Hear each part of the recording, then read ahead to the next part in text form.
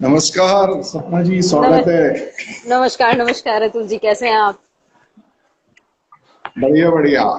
बड़ा अच्छा लगा बहुत दिनों बाद लॉकडाउन में आपको देखकर। फेसबुक और उस पर तो आपके विचार सुन रहे थे, पढ़ रहे थे। और आज जी, बड़ा अच्छा लगा कि बहुत आपने अच्छी बात। समय दिया। जी। इस आपने हमें वैश्विक समय महामारी दिया। के बाद जहां सब लोग लॉकडाउन में हैं, जीवन बड़ा व्यथित है, ये सोचते हैं कि अब आगे क्या होगा। ऐसे में अपनों से मुलाकात हो, फिर वही सब चर्चाएं हो, हम देश पर, अपने लोगों पर, अपनी संस्कृति पर बातचीत कर सकें, तो इससे ज्यादा अच्छा क्या होगा। नहीं, बिल्कुल। और कम से कम इस लॉकडाउन ने एक चीज अच्छी की है कि दूरियां जाहिर है कि बढ़ाई हैं, लेकिन आप हरिद्वार में हैं और हम दिल्ली में हैं, लेकिन ये दूरियां कम भी की हैं टेक्नोलॉजी ने। ये भी बड़ी अच्छी बात है और ये अच्छा, ये टेक्नोलॉजी का एक फायदा भी हुआ है। अतुल जी, जिस फोन तो को अक्सर हम कहते हैं ना कि फोन ने हमारे रिश्ते छीन लिए, जिंदगी छीन ली, तो कहीं आज इस लॉकडाउन में मैं धन्यवाद देना चाहती हूँ कि ये फोन ही हम लोगों को करीब भी ले आया। इसी के माध्यम से आज हम लोगों तक भी अपनी बात पहुंचा पा रहे हैं, तो इस बात के लिए भी टेक्नोलॉजी का धन्यवाद है। जी जी। सपना जी, ये बताइए कि आप एक एस्ट्रोलॉजर हैं और बहुत लंबे समय से प्रैक्टिस कर रही हैं, और कुल मिलाकर देखने में ये आया है कि बहुत सारे लोगों को इस बात की बड़ी जिसे कहते हैं कि मन में इच्छा थी, और क्योंकि जब एस्ट्रोलॉजर्स लोग जो कि देश का भविष्य जानते हैं, जो भविष्य जानते हैं आने वाले भविष्य में क्या होने वाला है विश्व में, एक इतनी बड़ी महामारी हुई और इससे पहले किसी ने उसकी चिंता नहीं करी, कहीं उसका कोई विश्लेषण नहीं हुआ, ऐसा कैसे? देखिए, ज्योतिष जो होता है, ये सवाल इस समय चारों ओर से आ रहा है, सब व्हाट्सएप ग्रुप्स में आ रहा है, फेसबुक पे लोग इस सवाल को लिखते हैं। तो मैं आपके माध्यम से लोगों को इस बात का जवाब देना चाहती हूँ कि वास्तव में ज्योतिष जो है वो एक अनुमान है। जैसे बाहर बारिश है तो आप छतरी लेके जाइए, एक ऐसी प्रिडिक्टिंग साइंस है जो आपको जीवन शैली जीने का तरीका सिखाती है। आप ये देखिए कि जब दिसंबर और जनवरी में दो ग्रहण एक साथ पड़े, तो देश के सभी ज्योतिषियों ने आप ही लोग के चैनल्स पे आके आपके माध्यम से ये कहा कि जब भी 30 दिन के अंतराल में जब कभी भी दो ग्रहण एक साथ पड़ते हैं, तो वो ठीक नहीं होते, वो किसी महामारी का रूप लेते हैं, आपदा आती है, लोगों में मनमुटाव आता है, या हम किसी बड़े सितारे को खो देते हैं, कोई बड़ा राजनीतिक व्यक्ति हमें छोड़ के चला जाता है, लगातार हम अपने टीवी इंडस्ट्री के लोगों को खो मतलब बॉलीवुड इंडस्ट्री के लोगों को खो रहे हैं। तो ये सब अनुमान अलग अलग तरीके से ज्योतिषियों ने बताए। लेकिन कोई भी ग्रह, मैं लोगों को ये बताना चाहती हूँ कि हर 21 दिन के अंतराल पर जब गोचर बदलता है, तो ग्रह अच्छी या बुरी संभावनाएं बनाते हैं। जो ये महामारी हुई है, बकायदा यदि आप नेस्ट्रोडॉमस की प्रोडिक्शंस पढ़ेंगे, उसमें भी कहा गया कि 2020 में इस तरीके की महामारी आएगी, आपदा आएगी जो बड़े लेवल पे लोगों को घात करेगी। लेकिन होता क्या है कि जब टेक्नोलॉजी कोई बात कहती है, जब विज्ञान कोई बात कहता है, तो लोग उसे बड़ी सहजता से उसे स्वीकार करते हैं। लेकिन जब हमारी प्राचीन विद्याएं, ज्योतिषी लोग कुछ कहते हैं, तो उसकी एक्सेप्टेबिलिटी मुझे ऐसा लगता है कि 50% या 60% ही रह जाती है, वो वैचारिक मतभेद आना शुरू हो जाता है। इसलिए लोगों ने इस बात को नहीं माना। नहीं तो यदि आप हमारे ग्रंथों में, शास्त्रों में देखें, विभिन्न श्लोकों के माध्यम से भी ये चीज पहले ही वर्णित है। नहीं, आपका जो कहना है वो ठीक है, और कहीं ना कहीं मुझे लग रहा है कि हमारे विचारों में किसी न किसी तरीके से जो पिछले लंबे समय से एक प्रक्रिया चल रही है, जिसके अंदर हमें अपनी ही जड़ों से काटने का प्रयास है, तो कहीं ना कहीं वो दिखाई देता है कि हम अपने ही अध्यात्म से, अपनी विधाओं से दूर हैं। और जबकि विदेशों में देखा जाए तो पश्चिम के देश हमारा अनुकरण करते हैं, वो हमारी विधाओं से लाभ उठा रहे हैं और उनको कहीं ना कहीं इंप्लीमेंट कर रहे हैं। तो ये एक मोटा आप ही सा की चीज समझ। आप ही की बात को यदि आगे रखूं, जैसा आपने कहा कि हम जब अपनी जड़ों से दूर होते हैं, तो उस दरख्त का सूखना तय है जो अपनी जड़ों से दूर हो जाता है। हम हमारे हिंदुस्तान की, आप इसे विडंबना कहिए या बार बार बाहरी लोगों का जो इंटरवीन होता रहा, बार बार हिंदुस्तान पे जो आक्रमण होता रहा, सभ्यताएं बदलती रही, इसका सबसे बड़ा जो ड्रॉबैक रहा अतुल जी, वो ये रहा कि ना तो हम वेस्टर्नाइज हो पाए, ना हम पूरी तरह यूरोपियन हो पाए, और ना हम हिंदुस्तानी ही रह पाए। यदि आप देखें तो हमारे यहाँ जब मृत्यु किसी घर में होती है, तो तो 13वीं का प्रावधान है और 14वें दिन से उनके घर में संस्थान खुलते हैं, आम लोगों की आवाजाही शुरू होती है। आज आप देखिए कि ये लोग कोरोना से रिलेटेड आज 14 दिन के क्वारंटाइन को कहा गया। हमारे यहाँ जब आप मृत्यु से वापस आते हैं तो आपको स्नान करके, बल्कि गंगा जल में, हम तो हरिद्वार से हैं क्योंकि तो माँ गंगा ही यहाँ हर गली कूचे कोने से दिखती हैं, तो गंगा में स्नान करके आपको घर आना चाहिए, नहीं तो मतलब उन वस्त्रों को भी घर में नहीं लाया जाता। और आज मैं देखती हूँ कि इस कोरोना नामक महामारी के समय में यही सब सावधानियां कही गई। हमारे यहाँ इनफैक्ट जब हम भोजन करते हैं तो भी हाथ में जल लेकर सबसे पहले उसको क्लियर करते हैं, अपने हाथों को साफ करते हैं, उसके बाद हम भोजन प्रारंभ करते हैं। लेकिन कहीं हम, आपने सही बात कही कि हम अपनी जड़ों से कटते जा रहे हैं और जो भी हमारी संस्कृति, हमारी विधाएं, हमारी प्राचीन गाथाएं यहाँ से विश्व में गई, उन लोगों ने उसका प्रचार प्रसार किया, उन्होंने उसे मोनेटाइज किया, उन्होंने उसे लोगों को समझाया, बकायदा स्कूल एकेडमीज बनाए और लोगों ने उसे माना। मैं खुद मैंने अपने जीवन की शुरुआत एक रेकी ग्रैंड मास्टर के तौर पे की थी। मैं जब इस टच हीलिंग थेरेपी को, मैं नहीं जानती आज देखने वाले कितने लोग रेकी के बारे में जानते हैं, ये एक टच हीलिंग थेरेपी होती है जिसमें आप कोसों दूर बैठकर भी किसी व्यक्ति के रोग को ठीक कर सकते हैं। सिर्फ आप अपने हाथ की कुछ मुद्राएं करेंगे, उस पर सिर्फ हाथ रखेंगे, उसका सिर दर्द, पेट दर्द, उसके जीवन की परेशानियां दूर हो सकती हैं। और ये कोई कमाल नहीं है क्योंकि ईश्वर का बनाया सबसे आधुनिक रोबोट इंसान है, हमारे अंदर ऐसी असीमित शक्तियां हैं। लेकिन हमारे हिंदुस्तान की विडंबना ये रही कि जिसने सीखा वो स्वयं स्वामी हो गए, महाराज हो गए, उन्होंने इस विद्या का प्रचार प्रसार करना नहीं चाहा। और फिर जब इस रेकी को हम जापान से लाके हिंदुस्तान में पढ़ाते हैं तो कहीं मन दुखता है।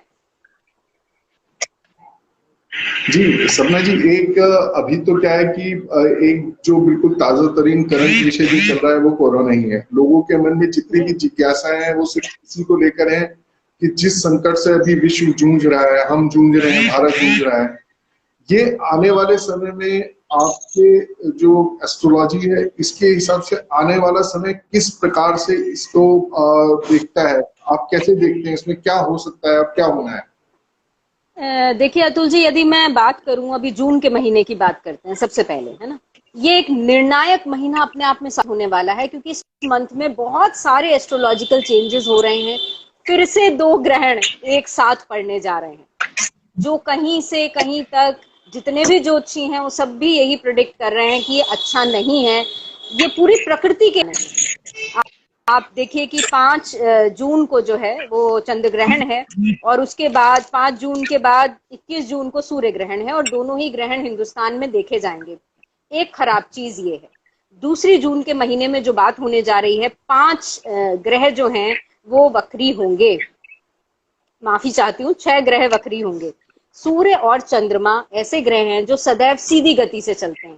वक्री का मतलब, क्योंकि आज बहुत सारे लोग जुड़ रहे हैं जो ज्योतिष के ज्ञाता नहीं है, तो उन्हें भी आपके माध्यम से जानकारी देना चाहूंगी। वक्री का मतलब होता है जब एक ग्रह उल्टी चाल चलता है।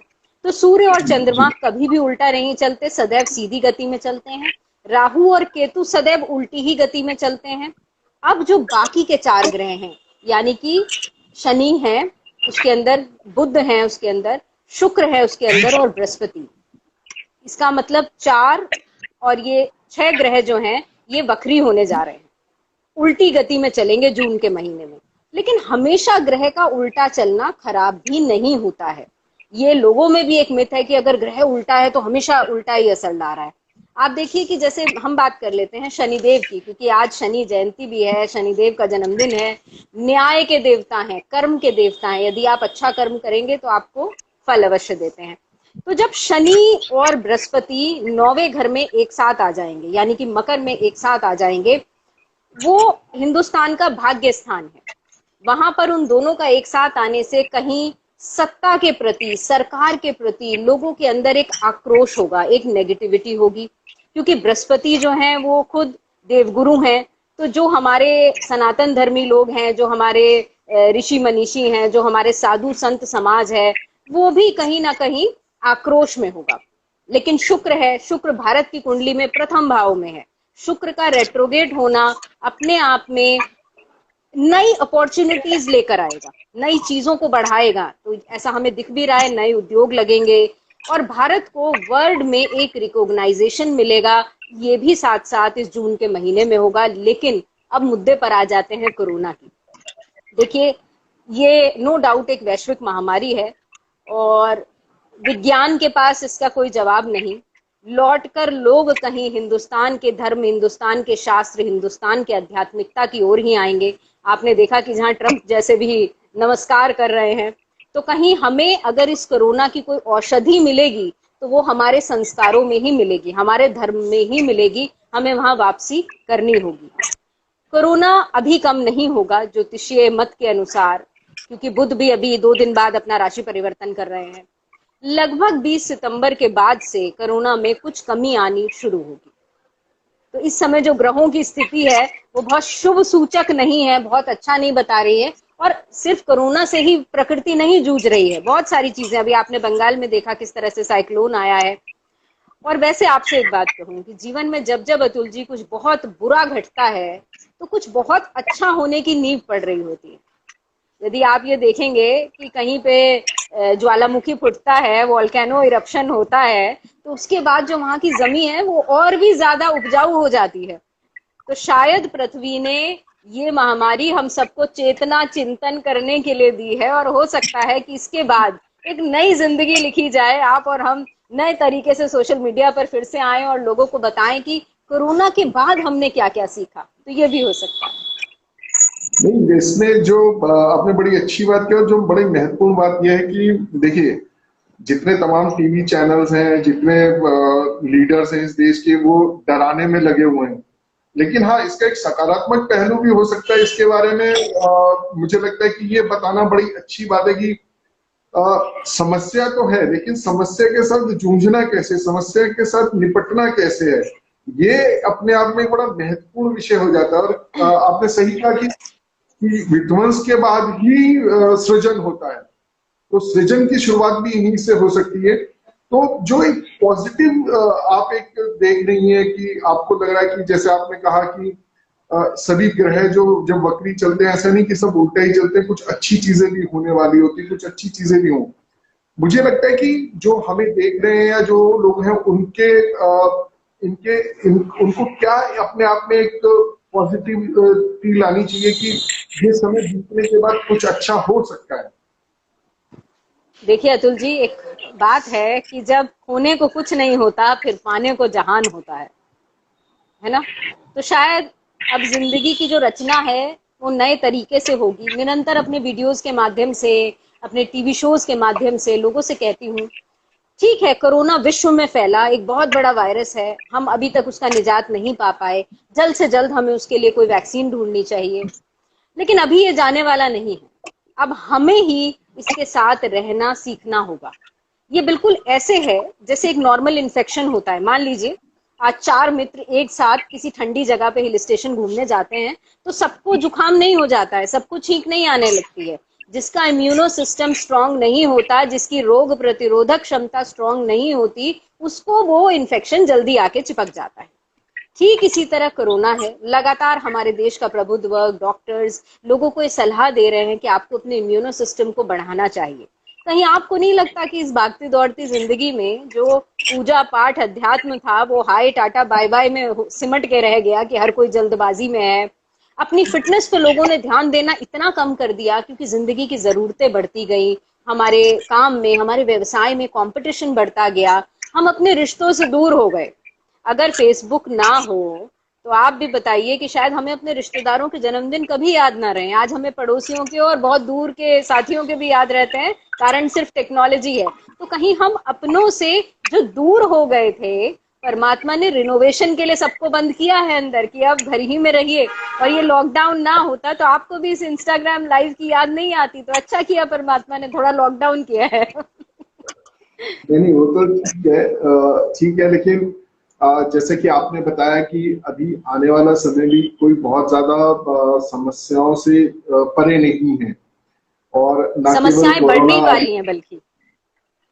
तो समस्याएं बढ़ने वाली हैं। और जैसे कि ये है कि प्रकृति भी बराबर हमारी परीक्षा ले रही है। अभी तूफान आया हुआ, और कल जो वेस्ट बंगाल में जो मरने वालों की संख्या 72 के आसपास थी सुबह तक, अभी उसमें और प्रकोप पड़ा होगा और चीजें हुई होंगी।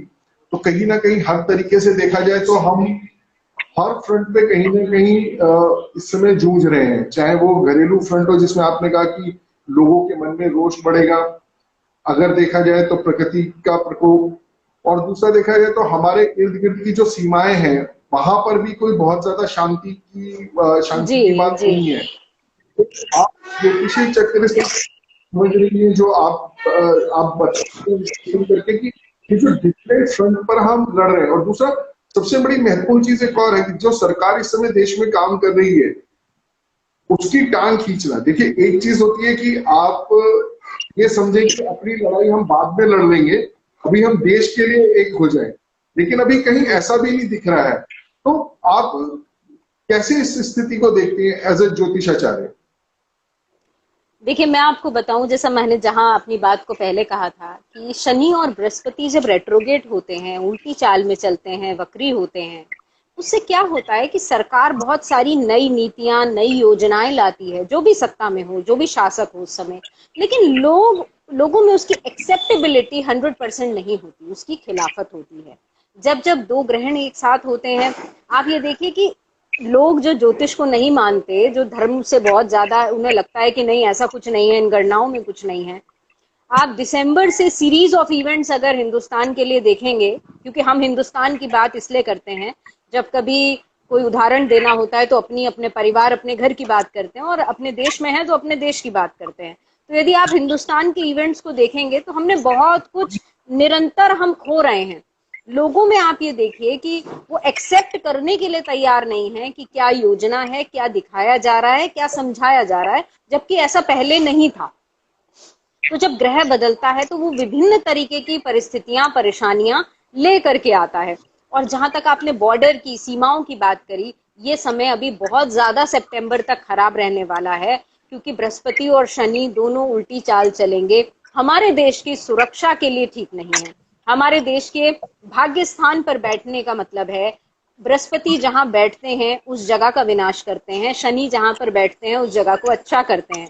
दो अगेंस्ट का एक साथ हमारे भाग्य स्थान में बैठ जाना, गुड एंड बैड सिचुएशंस एक साथ रहेंगी। लेकिन शुक्र का अपने आप में वक्री होना हिंदुस्तान को एक नई पहचान दिलाएगा। हो सकता है इस वैक्सीन को निकालने में, या हमारे हमारे योग का दिनों दिन जो स्वामी रामदेव करते हैं, या भारत अपनी जिन योग विधाओं के लिए जाना जाता है, हिंदुस्तान का परचम विश्व में इस समय में जरूर आगे आएगा, और हिंदुस्तान एक विश्व शक्ति बनकर इस कोरोना के बाद जरूर उभरेगा। ऐसा हिंदुस्तान की ग्रह दशा कहती है। और हिंदुस्तान की ग्रह दशा ही कहती है, तो इसका मतलब हिंदुस्तान का मतलब ये कि जो आम जीवन है, आम जन जो है, तो जाहिर है कि जब तक वो ठीक नहीं होगा तब तक हिंदुस्तान कैसे तरक्की में या विश्व गुरु बनेगा। तो क्या हम ये भी अतुल मान जी, के चल सकते हैं कि जो आज आम आदमी जो झेल रहा है, जो दुख सह रहा है, जो कष्ट सह रहा है, उसके भी दिन अच्छे आएंगे? दिन अच्छे आएंगे तो एक क्या कहना चाहिए उसे, प्रेजेंट कॉन्टिन्यूअस टेंस में है कि अच्छे दिनों की कोई परिभाषा नहीं होती। मैं सोचती हूँ हर किसी के लिए अच्छा दिन अलग है, और अच्छे दिन कितने भी आ जाएं फिर भी किसी अच्छे दिन की कामना हमारे मन में रहती है। खैर, लेकिन हिंदुस्तान में इस समय जो चीज सबसे ज्यादा दर्द, सबसे ज्यादा परेशानी दे रही है, वो है कि अपने ही देश के मजदूरों को, गरीबों को जब प्रवासी मजदूर कह के लिखा जाता है, तो वो कहीं ना कहीं दर्द देता है। अलग अलग कोट्स पढ़ती हूँ, तस्वीरें देखती हूँ, और तो विभिन्न दर्द जो भी हैं। एक छोटी सी बात आपसे शेयर करना चाहूंगी। मैंने एक लाइन पढ़ी कि एक मजदूर ने कहा कि साहब, पैसा बेशक आपका था पर मेहनत तो हमारी थी, फिर ये शहर आपका कैसे हो सकता। तो ये अलग अलग दर्द है। मैंने कोरोना वायरस के समय में अपने शहर के युवाओं के साथ बहुत काम किया, ग्राउंड लेवल पे जाके लोगों की परेशानियां समझी, भोजन वितरण किया, क्योंकि मैं ऐसे शहर से हूँ, हरिद्वार से हूँ, जहां पर दो प्रमुख समस्याएं सबसे ज्यादा हैं। एक यहाँ पर आश्रित लोग बहुत सारे हैं, और एक यहाँ पर जितने भी व्यवसाय हैं वो कहीं ना कहीं श्रद्धालुओं पर, टूरिज्म पर डिपेंड करते हैं।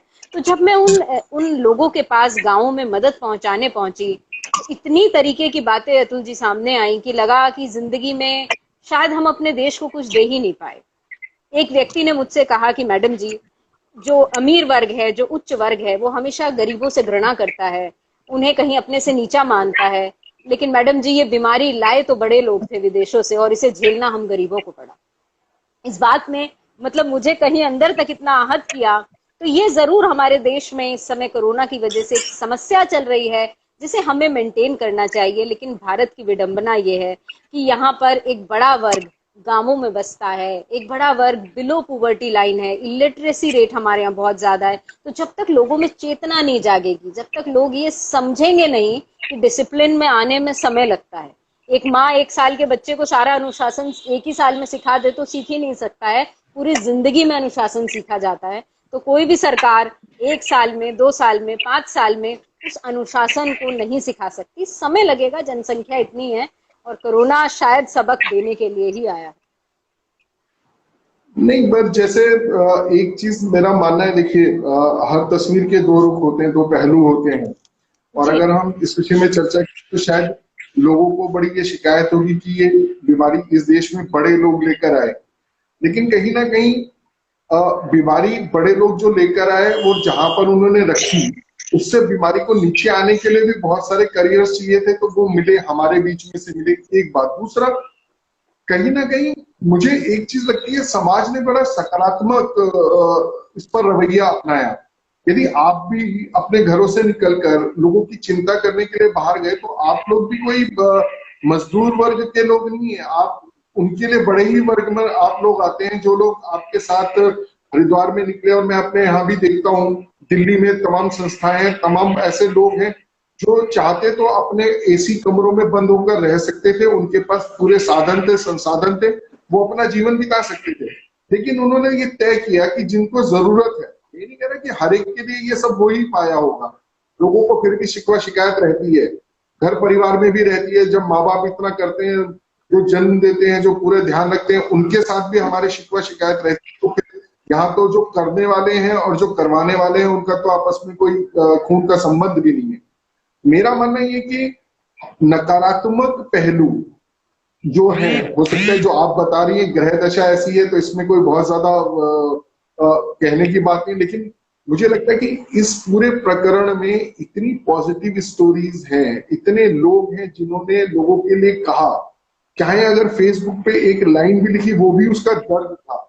तो कहीं ना कहीं मुझे लगता है कि हमें समझना चाहिए कि हमारी जो जरूरतें हैं, हमारी जो आवश्यकताएं हैं, और जो हमारी जो हमारा सामर्थ्य है, कहीं ना कहीं इसमें पूरा समाज खड़ा हुआ। सरकारें आरोप प्रत्यारोप चलते रहेंगे, उनका अपना धंधा है, लेकिन मेरा मानना है कि सबने अपनी ताकत लगाई, अपनी कोशिशें की, चाहे कम की, चाहे ज्यादा कर पाए, चाहे संसाधन ज्यादा जुटा पाए, नहीं जुटा पाए। तो मुझे लगता है कि सबने किया है इस पूरे कोरोना की महामारी में। मुझे लगा कि हिंदुस्तान एक है, ये भी पता चला। मुझे इस बात का गर्व है कि हम इस देश में रहते हैं कि लोग सुरक्षित में नहीं रहे, उन्होंने सड़क पर आकर आपकी तरह भी काम किया। देखिए अतुल जी, मैं अपनी बात कहूँ तो ज्योतिष के माध्यम से ही लोग मुझे जानते हैं। जीवन के पिछले 15-20 साल मैंने इस विधा को दिए हैं। लेकिन जब ये हरिद्वार की हूँ, यहाँ के लिए कहा जाता है कि ये माँ गंगा की जो रेती है, न देती न लेती है, यानी ये आपके कर्म के अनुसार ही आपको जीवन में फल देती है। तो मुझे जो है मन से ये लगा कि मुझे इन लोगों की मदद करनी चाहिए, और जो भी लोग मदद कर रहे हैं, आज मैं आप लोगों के माध्यम से टीवी से जुड़ी हूँ, तो उनकी उस प्रयास को, उस कोशिश को सब तक लाना चाहिए। और जहां तक रही पक्ष विपक्ष की बात या पार्टीज की बात, देखिए डेमोक्रेसी में पक्ष और विपक्ष दोनों का अपना अपना स्थान है। लेकिन जब भी एक घर में कोई व्यक्ति बीमार होता है, और हो सकता है दो भाइयों में आपस में ना पटती हो, लेकिन जब किसी के घर पर बीमारी आती है, संकट आता है, तो कुछ देर के लिए वो भाई फिर एक हो जाते हैं, वो भूल ही जाते हैं कि हम अलग अलग थे। तो ऐसा ही एक परिवार के जैसा मेरा देश निकल कर सामने आया। मैं अपने शहर के बारे में बहुत ग्राउंड लेवल पे काम किया, तो यहाँ जानती हूँ कि मेरे शहर के युवाओं ने, वो कौन सी पार्टी से हैं, वो कौन से धर्म से हैं, वो कौन से सामाजिक लेवल पर हैं, वो कैसे उनका आर्थिक स्थिति है, इन चीजों को उन्होंने पीछे छोड़ दिया। और मतलब ये तो मेरे शहर की बात क्या, ये पूरे देश की बात है, और हमें दिल से भारत की इस एकता को भी सलाम करना चाहिए। अतुल जी, क्या होता है कि जब झगड़ा होता है, या जब किसी भी धर्म विशेष का झगड़ा होता है, तो वो अक्सर सामने आता है, चर्चा का विषय बनता है। लेकिन शायद हमारे यहाँ अच्छाइयाँ चर्चा का विषय नहीं बनती। तो आप तो निरंतर फिल्म्स करते हैं, आप स्टोरीज लिखते हैं, तो आपसे मेरी गुजारिश है कि आप उन बच्चों पर, उन लोगों पर भी कुछ काम कीजिए जो इस समय जिन्होंने कुछ बड़ा किया, कुछ अलग काम किया, जिन्होंने इंसानियत के लिए अपनी जान को हथेली पर रखकर सबके सामने आकर इस काम को किया, तो उनकी जिंदगी पे भी कुछ जरूर बनाइएगा। नहीं नहीं बिल्कुल। और हम तो हम जिस जो न्यूज पोर्टल देखता हूँ बोल बिंदास, उस पर हमने आज ही से इत्तेफाक एक सीरीज शुरू की है, कोरोना की सकारात्मक कहानियां। और जी। इसमें हमने देखा कि एक महिला है जो खुद शुगर की पेशेंट है, बीपी की पेशेंट है, डॉक्टर है, लेकिन वो अपना घर छोड़ के, सुख सुविधाएं छोड़कर बाहर निकलकर लोगों की मदद करने के लिए निकल रही हैं। और समाज में बहुत सारे लोग ऐसे हैं जो ऐसा नहीं कर पा रहे, लेकिन वो उनकी मदद कर रहे हैं कि वो उनको वो रिसोर्सेज जुटा कर दे रहे हैं। एक कहानी उसमें है, वागीश निसार साहब हैं, वो विश्व हिंदू परिषद से जुड़े हुए हैं। उन्होंने अपने घर में जो भोजन था वो भी सादा बनवाना शुरू किया है, और वो सुबह से शाम तक निकलते हैं।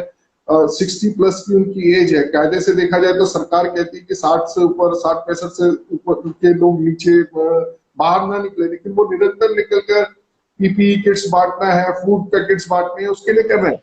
और मैंने आपसे भी अनुरोध किया कि, और मैं जो भी इस वीडियो को भी देख रहे हैं उनसे अनुरोध करता हूँ कि वो लोग जिनके पास सकारात्मक कहानियां हैं वो हमें भेजें।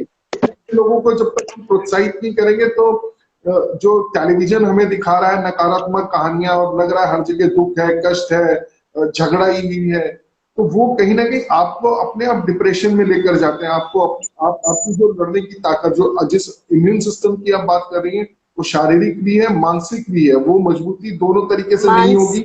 मानसिक तो बहुत बड़ा है तुल जी। एक बात कहती हूँ आपसे, एक आम सी बात लोगों की, इस बीच में, क्योंकि ज्योतिषी हूं तो विभिन्न समस्याएं आती हैं, बहुत सारे ग्रुप्स हैं, लोग अपनी प्रॉब्लम्स लिखते हैं, तो मुझे बहुतों ने लिखा कि मैडम जी अगर एक छींक भी आ गई तो मन डर के बैठ गया कि कहीं हमें कोरोना तो नहीं हो गया है। मतलब ये एक ऐसा डर बिठा दिया गया दिमाग में। आप ये देखिए कि जब HIV आया था या ऐसी कोई भी समस्या आई तो वो बड़ी समस्या लगती थी, लेकिन हमने उसके प्रिकॉशन सीखे, हमने उसके साथ जीना सीखा। इसी तरह से कोरोना है। आज जब हमने ये बताया कि हम इंस्टाग्राम पे 3 बजे लाइव आएंगे, बहुत सारे मैसेजेस मेरे पास ऐसे भी आए जिन्होंने ये अनुरोध किया कि मैडम सकारात्मक बताइएगा। लोग परेशान हो गए हैं अब इसकी नेगेटिविटी सुन सुन के। सुबह उठते के साथ मौत की खबर से लेके रात तक आपको मौत की खबर ही सुनने को मिलती है। ये जीवन की एक ऐसी समस्या है जो मुझे ऐसा लगता है कि इंसान की ज्यादा जो चाल में तेजी आ गई थी, उसको कहीं कंट्रोल करने के लिए विधाता का चलाया हुआ एक अस्त्र है। जिस गंगा माँ को लाखों करोड़ों की योजनाएं स्वच्छ ना कर सकी, उसे ईश्वर ने कर दिया। जिस ओजोन लेयर पे हम ये सोचते थे कि कैसे बचेंगे अब, उसे परमात्मा ने कर दिया। मैं बड़ी प्रसन्न हुई जब मुझे चिड़ियाओं की आवाज, जब मैं प्रातः काल ब्रह्म मुहूर्त में उठती हूँ तब तो सुनाई देती है, लेकिन मैंने अपने पूरे जीवन में कभी दिन भर चिड़ियाओं की आवाज नहीं सुनी थी। आपको बताऊं, 11 बजे दिन में, 12 बजे दिन में आपको चिड़ियाओं की आवाज आ रही है, क्योंकि परमात्मा ने इंसानों को ऐसा रख दिया, जैसे हम चिड़िया तोतों को जब पिंजरे में रखते हैं ना और बाहर से उन्हें ऐसे दाना खिलाते हैं, तो वो स्थिति हो गई। तो शायद मैं ऐसा मन से सोचती हूँ कि लोगों को भी बहुत सारे अनुभव हुए होंगे, बहुत सारी सीख मिली होगी, और उन्हें समझ में आया होगा कि परमात्मा ने प्रकृति सिर्फ मनुष्य जाति के लिए नहीं बनाई, उसमें जीव जंतुओं के लिए भी अपनी जगह है, उसमें पेड़ पौधों के लिए भी अपनी जगह है। और हर एक व्यक्ति को खुल के जिंदगी जीने का पूरा पूरा क्या कहना चाहिए कि पूरी जिम्मेदारी है उसकी, उसको वो फ्रीडम के साथ जिंदगी जी सके। किसने इंसान को कहा कि आप जानवर को रस्सी से बांध दीजिए? नहीं, ये आपका, ये इंसानों का बनाया हुआ डर है। उसने जानवरों की जो स्पेस थी या प्रकृति की जो स्पेस थी उस पर कब्जा किया, और जैसे ही प्रकृति को मौका मिला, जानवरों को मौका मिला, उन्होंने अपनी जगह दोबारा कब्जाने की कोशिश की। और वो उन्होंने उसमें जी। कई नोएडा में हमने देखा कि नीली गायें घूमती नजर आई, कहीं पे जंगल का शेर भी सड़कों पे आया, और मोर तो दिल्ली में जो रिज वाला एरिया है उसमें इतने दिखाई दिए कि मतलब लगा कि आनंद है। जिन्होंने उसका वीडियो बनाया वो, तो एक सकारात्मक अगर पक्ष देखा जाए तो कोरोना ने कम से कम हमें अपने परिवार से परिचित कराया, अपने दोस्तों से परिचित कराया। जो 20-20, 25-25 सालों में हम लोग लगातार इतने दिन अपने परिवार, अपने घर को, अपने साथियों को ना दे पाए थे, वो सब मिला, वो सब चीजें हुई है सकारात्मक। आपकी बात से ये लगा कि ज्योतिष की गणना के हिसाब से भी ये है कि भाई अभी समय उतना अच्छा नहीं है। मुझे लगता है कि इसकी जानकारी होना भी अपने आप में बहुत बड़ी बात होती है कि आपको पता हो कि आने वाला समय ठीक नहीं है, तो इसमें आप सुरक्षित रहने के प्रयास स्वयं करें। कैसे आप सर सुरक्षा अतुल जी, कर। मैं खुद भी कहती हूँ और सभी ज्योतिषियों से भी अनुरोध करती हूँ कि समय खराब है ये बताना हमारी जिम्मेदारी है, पर सबको डराना हमारा काम नहीं है। समय बहुत ज्यादा खराब है क्योंकि इसका आंकड़ा बढ़ेगा, ये भी मैं निरंतर बार बार इस बात को कह रही हूँ। अभी हमें कोई वैक्सीन बहुत जल्दी इसकी मिलने भी नहीं जा रही है, लेकिन अगर समय खराब भी हो, अगर परेशानी भी जीवन में हो, तो हम हमारी काबिलियत तो फिर यही है ना कि हम उसके साथ भी कैसे हंस के मुस्कुरा के जी सकें, हम खुद को कैसे नहीं, अलाइनमेंट में ला सकें। ये देखिए बिल्कुल वैसे ही है, जब सबको पता है कि आग है वो जलाती है, लेकिन हम उसका इस्तेमाल सावधानी से करते हैं। तो आग से जलाने बिल्कुल। का कोई हक आता है तो उसका मतलब ये नहीं कि हमें डरना चाहिए। हाँ, हमें सावधानी जी। से उसका इस्तेमाल करना चाहिए। साहब। तो घटनाएं आप हमें लोगों को बताते हैं कि भाई अब आने वाला समय है वो ठीक नहीं है, तो उसमें हम ये तय कर सकते हैं कि जब समय ठीक नहीं है, मतलब अगर मौसम विभाग ने भविष्यवाणी कर दी कि आज बरसात होगी, तो बिना छाते के जाना क्या समझदारी है। बाहर जाइए लेकिन छाता लेकर जाइए, तो बरसात का आनंद लीजिए। तो ऐसे ही अगर ये पता चल गया कि कोरोना से आने वाला समय कोई बहुत अच्छा नहीं है, तो हम उन सब चीजों से बचे, प्रिकॉशंस लें और अपने जीवन को बेहतर बना सकते हैं। मैं एक छोटा सा पैकेज, एक छोटा सा डेली रूटीन बनाकर लाई थी कि आज आपके माध्यम से उसे लोगों को दूंगी। ये तो सब कहते हैं कि रूटीन ठीक कीजिए, इम्यूनो सिस्टम स्ट्रांग कीजिए, लेकिन आपको करना क्या है? सिर्फ 4 से 5 बातों का यदि आप प्रतिदिन ध्यान रखेंगे, तो ना सिर्फ आप मन से, मस्तिष्क से, शरीर से हमेशा स्वस्थ रहेंगे। सबसे पहली बात, अपने धर्म के साथ जो हमारे शास्त्रों ने बताया, उसके ही उपाय आप सबको बताना चाहती हूँ। और ये उपाय बहुत सारे लोग जानते भी होंगे, लेकिन हम उसे अपने डेली रूटीन में कर नहीं पाते।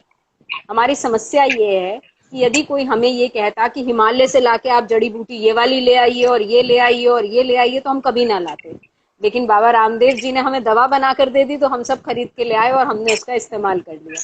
तो हमारे शास्त्रों में, हमारी किताबों में बहुत सारी चीजें वर्णित हैं। असल बात है कि हम उसका किस तरह से प्रयोग करते हैं। प्रातः काल जब हम सुबह सोकर उठते हैं, हमें सबसे पहले अपने हाथों को इस प्रकार, सबसे पहले अपने हाथों को देखना चाहिए। हमारे यहाँ पर त्रिदेव कहा जाता है, साक्षात भगवान ब्रह्मा, विष्णु और महेश, इनका वास हमें अपने हाथों में देखना चाहिए। आज पे बात करता है, यदि बात करूं, जो लोग एक्यूप्रेशर वाले हैं वो भी बताते हैं कि आपके हाथों में सारे पॉइंट्स हैं। जीवन में जो भी कर्म हम करते हैं वो भी सब अपने हाथों से ही करते हैं। तो हमारी हाथ की हथेलियों का हमारे जीवन में एक बड़ा महत्व होता है। तो प्रातः काल जब आप उठेंगे तो अपने हाथों को इस प्रकार से हमें सबसे पहले देखना चाहिए, त्रिदेव का इसमें वास देखना चाहिए। दाहिना पैर अपना पहले उठाना चाहिए, नीचे जमीन पर रखना चाहिए। ऐसा क्यों कह रही हूं? क्योंकि स्वर आपका कौन सा चलता है वो आपके दिन को निर्धारित करता है। प्रातः उठकर यदि आप एक नेक काम करेंगे, आप किसी को भोजन देंगे। अब किसी का भोजन बनाना तो बड़ी मुश्किल बात है, लेकिन सुबह लगभग सभी जगह चिड़िया, पक्षी, कबूतर होते हैं। तो प्रातः उठ के यदि आप इतना सा दाना, इतना सा बाजरा या घर में गेहूं, चावल, कोई भी चीज उन्हें खिलाना शुरू करेंगे, ना सिर्फ ये आर्थिक स्थिति ठीक करने के लिए एक बहुत ही मजबूत उपाय है, बल्कि साथ साथ आपको दिन भर खुश भी रखेगा। क्योंकि जब अतुल जी मन से बात आती है कि परमात्मा ने इस लायक बनाया कि हम किसी के भोजन का प्रबंध कर सकें, तो कहीं हम सकारात्मकता के साथ अपने दिन की शुरुआत करते हैं।